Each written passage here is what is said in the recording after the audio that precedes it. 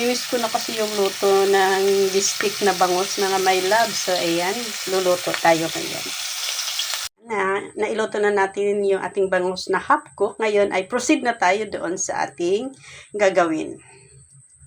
Kung mantika ay yung ating pinagprituhan ng bangus, pwede pa.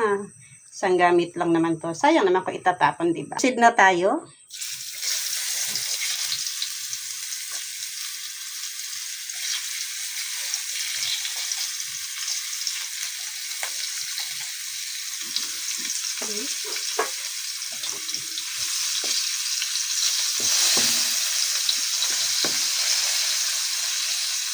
Yan.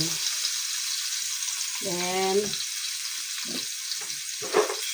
ilagay na natin yung bangus.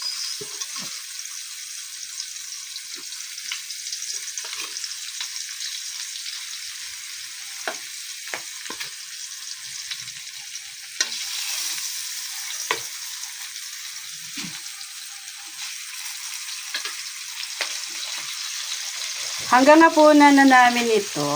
Para isang lutuan na lang. Para tipid sa gasol. Alam niyo na. Tipid-tipid tayo. So, ibubuhos na natin ito. Yung ating tinimpla kanina. Ayan. Pakukuluin lang natin yan. Ito, ilagay na natin. Yan. Yung ating natitirang onions.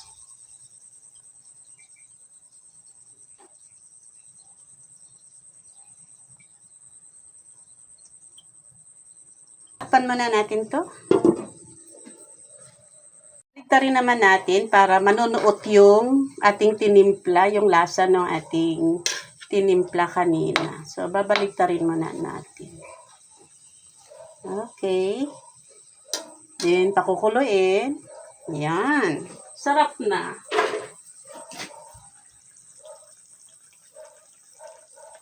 Tapos na para ilagay natin yung ating calamansi. Calamansi juice. Takpan natin ulit. Ayan. Okay, ayan na po ang ating bistik na bangus. Ready to serve na. Thank you. Thanks for watching and God bless.